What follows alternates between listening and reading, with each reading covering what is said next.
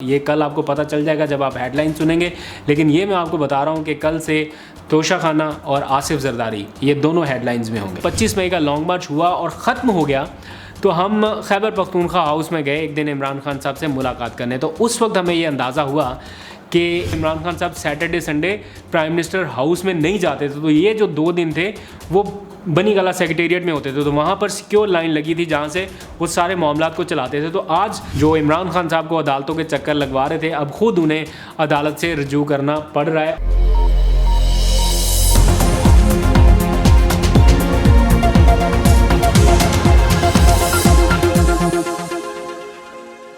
बिस्मिल्लाहिर्रहमानिर्रहीम, अस्सलाम वालेकुम। मैं हूं अब्दुल कादिर और आप देख रहे हैं आपका अपना फेसबुक और यूट्यूब चैनल। आज तारीख है 10 अक्टूबर और दिन है पीर का। मुल्क में सियासी गैर यकीनी किसी सूरत हाल जारी है और इस गैर यकीनी किसी सूरत हाल में हर लम्हे कोई ना कोई नई डेवलपमेंट हो रही है। आप सब लोगों की नज़रें हैं, क्वेश्चंस भी बहुत सारे हैं कि आखिर सियासी मंजरनामा होगा क्या, अगर लॉन्ग मार्च होना है तो कब तक हो जाएगा, और अगर नहीं होना तो फिर इमरान खान साहब इतनी जद्दोजहद या इतनी भागदौड़, इतनी कोशिश क्यों कर रहे हैं। आज कुछ देर पहले खैबर पख्तूनख्वा हाउस में कुछ बैक टू बैक अहम मीटिंग्स हुई, फिर रावलपिंडी में उन्होंने तंजीमी ओहदेदारों से फिर हल्फ लिया है कि वो उनकी हकीकी आज़ादी मार्च में शिरकत करेंगे। तो जो आसपास के लोगों से बातचीत हुई है, जो उनके करीबी हैं, उसको देखकर मैं असेस ये अब तक ये कर पाया हूँ कि अगर कोई डिसीजन हुआ लॉन्ग मार्च के हवाले से तो वो इन 2 हफ्तों के अंदर अंदर होना है।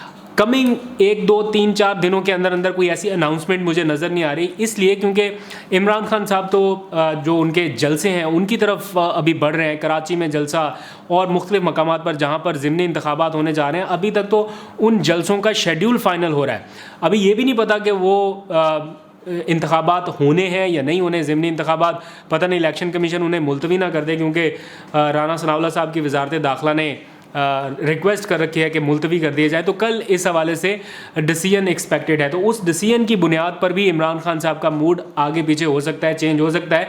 लेकिन जो कुछ करीबी ज़राए से बात हुई तो मुझे ऐसा लगता है कि 2 हफ्ते अहम है लॉन्ग मार्च की अनाउंसमेंट के हवाले से। इसके साथ साथ अब तक की एक ताज़ा तरीन और बड़ी खबर मैं पहले आपको बता दूं कि तोशा खाना का मामला अब कल से फिर हेडलाइंस की ज़ीनत बनने वाला है।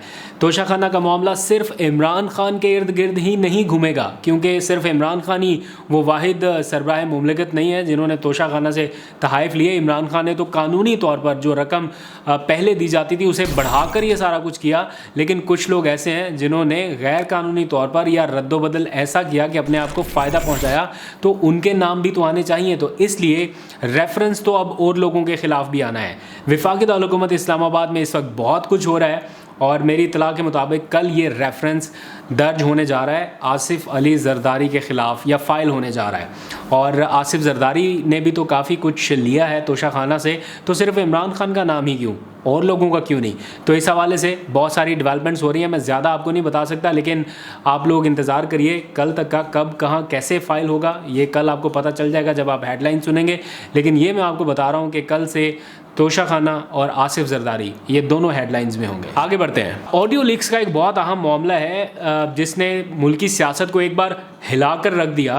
पहले शहबाज शरीफ साहब की, उनके साथियों की, फिर इमरान खान की back to back audios release हुई और एक लंबी खामोशी के बाद आज इमरान खान साहब ने अपनी एक पॉलिसी पोजीशन लिया या पॉलिसी स्टेटमेंट दिया है, जिसमें उन्होंने कहा कि ये एक सीरियस इशू है। नो डाउट अगर शहबाज शरीफ साहब की भी ऑडियो लीक हो रही है बतौर prime minister, that's a serious breach.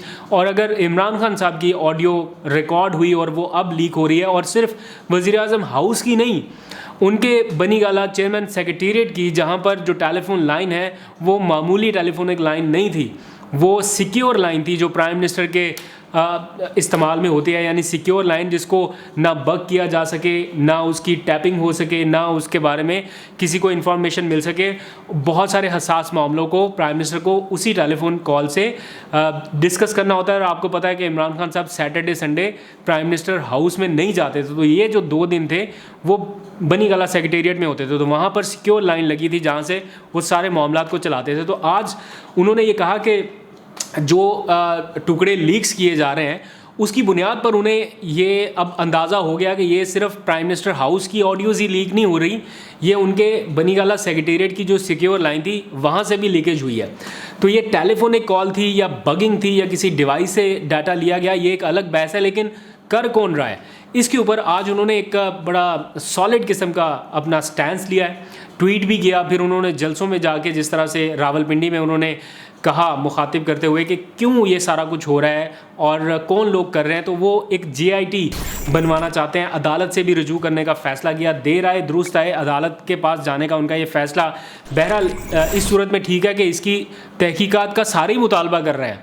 जो अपोजिशन में है वो भी कर रहे हैं, जो हुकूमत में है वो भी कर रहे हैं कि कर कौन रहा है। तो अब से थोड़ी देर पहले की डेवलपमेंट ये है कि इमरान खान साहब के इस खिताब के चंद घंटों भी नहीं, चंद मिनट्स के बाद ये अपडेट आना शुरू हुई कि वज़ीर आज़म हाउस की जो टेलीफोन लाइंस बग करने की या हैक करने की अटैम्प्ट्स में मुलव्वस दो मुबैना तौर पर सहूलतकार कह लीजिए, मुलज़म कह लीजिए, कुछ भी कह लीजिए, अफराद जो हैं उनकी निशानदही हुई है, उनका सुराग मिला है।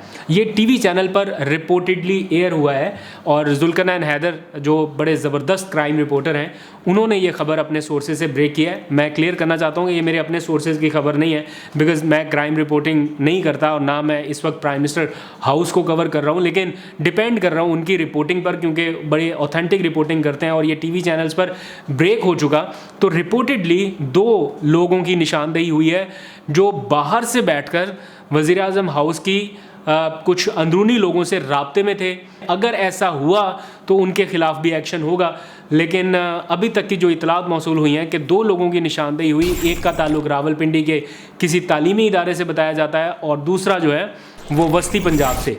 तो इन दोनों के खिलाफ तहकीकात शुरू हो गई हैं और तहकीकात का दायरा वसी कर दिया गया। यहाँ तक तो बात ठीक है, क्योंकि एक कमेटी कायम हुई, ये फ़ैसला हुआ था कि तहकीकात होनी है, कुछ लोगों की निशानदेही भी होनी, जारी बात है ये एक बहुत बड़ा सिक्योरिटी ब्रीच था, तो इसकी जिस लेवल पर तहकीकात हो रही हैं या होनी चाहिए थी, उसके नतीजे में ऐसी निशानदेही या ऐसे लोगों का सुराग मिलना ऑब्वियस था कि ये होना ही होना है। लेकिन मेरे माइंड में एक चीज़ अभी भी खटक रही है, बार बार खटक रही है कि अंसार अब्बासी साहब को कैसे पता था कि इमरान खान साहब की इस किस्म की ऑडियो लीक होगी और उसमें एग्जैक्ट ये वाले वर्ड्स होंगे। अंसार अब्बासी साहब के जो सोर्सेज हैं वो कौन थे? जाहिर बात है रिपोर्टर अपना सोर्स तो नहीं बताता, जर्नलिस्ट अपना सोर्स नहीं बताता, लेकिन जहाँ पर ये नेशनल सिक्योरिटी की ब्रीच का मामला है, क्या अंसार अब्बासी साहब से तहकीकात नहीं होनी चाहिए कि उनको एक पर्टिकुलर लीक्स के बारे में इतने टाइम पहले किसने बताया था, जब तक किसी को हैकर का मालूम ही नहीं था, किसी के वहमो गुमान में भी नहीं था कि ये सारी चीज़ें आएंगी। मैं पहले भी अपने व्लॉग में कह चुका हूँ कि उनसे किसी किस्म का कोई वो मुझे पर्सनल इशू नहीं है, मैं उनकी बड़ी रिस्पेक्ट करता हूँ, बड़े अच्छे मंजे हुए जर्नलिस्ट हैं। उनकी जगह कोई भी जर्नलिस्ट हो वो इसी तरह अपनी मुस्तनद तरीन मालूमात को मीडिया में लेके आएगा।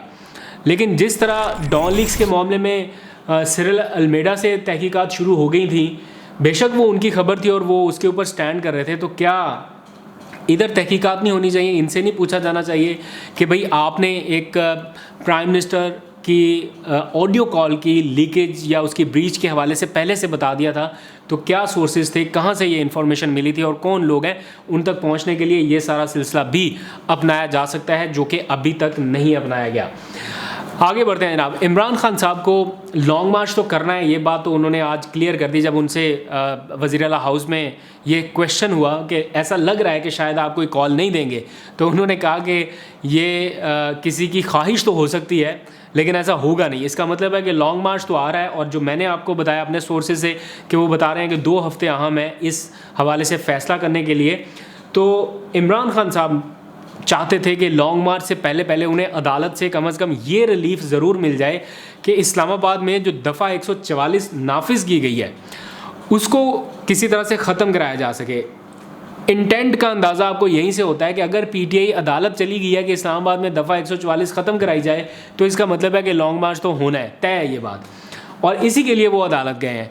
लेकिन अदालत ये कहती है कि ये जो दफ़ा 144 नाफिज करने के मामलात हैं या सिक्योरिटी लॉ एंड ऑर्डर का मामला, वो एग्जेक्टिव का है, हम उसमें मुदाखलत नहीं कर सकते। अदालत अपनी जगह ठीक है। पीटीआई ये कहती है कि 5 दिन से ज़्यादा कानूनी तौर पर दफ़ा 144 नहीं नाफिज की जा सकती, लेकिन अदालत ने बहरहाल इस इस्तदा को जो असद उमर साहब की जानिब से लेके गए थे वो इस्लामाबाद हाई कोर्ट में, उसे मुस्तरद कर दिया। इसलिए अब जो 2 माह से इस्लामाबाद में दफ़ा 144 नाफिज है वो एक्सटेंड रहेगी, नाफिज रहेगी, और जो भी यहाँ पे रैलियाँ जलसे जुलूस करने की कोशिश करेगा उसके ख़िलाफ़ उस किस्म के मुकदमात कायम होंगे जो इस वक्त ऑलरेडी इमरान खान पर, असद उमर पर, अली ऐवान पर और जो इस्लामाबाद की मुकामी PTI की क़यादत है उनके ऊपर F9 पार्क में जलसे जुलूस करने के ऊपर लगी हुई है। आज रावलपिंडी के तंजीमी अहदेदारों से उन्होंने फिर हल्फ लिया और उस मौके पर भी बड़े दिलचस्प और ख़ूबसूरत मनाज़र देखने में आए। कुछ मैंने रिकॉर्ड किए, शायद नेक्स्ट व्लॉग में मैं आपको दिखा भी दूँ। तो वहाँ पर उन्होंने एक बात बड़ी क्लियर कर दी कि जो इस मुश्किल टाइम में मेहनत करेगा लॉन्ग मार्च के टाइम पे या हकीकी आज़ादी की जंग में, वही पार्टी में ऊपर आएगा। और साथ ही उन्होंने ये भी वाज़ेह कर दिया कि फिर मेरे से गिला ना करना जब पार्टी की टिकटों की तकसीम का टाइम आया कि मेरे साथ ज़्यादती होगी। इसका मतलब है कि इमरान खान साहब पूरी नज़र भी रखे हुए हैं और उन्होंने आमिर कियानी को कह भी दिया है, जो रावलपिंडी इस्लामाबाद के मामलात को देखते हैं, कि मैं आपसे डेली रिपोर्ट लूँगा कि कौन क्या कहाँ कहाँ पर परफॉर्म कर रहा है।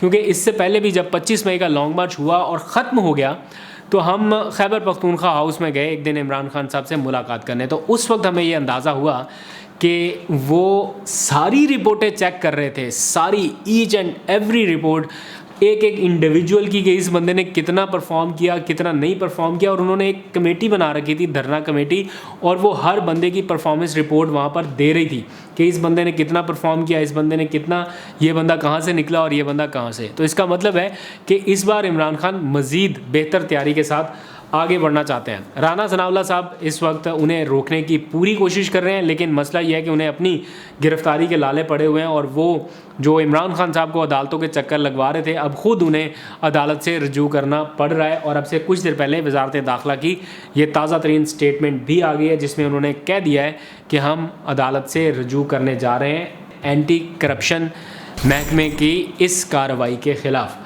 आने वाले दिनों में जो भी अपडेट होगी आपको बताता रहूँगा। आज तक के लिए इतना, अपना बहुत सा ख्याल रखिए। खुदा हाफिज़।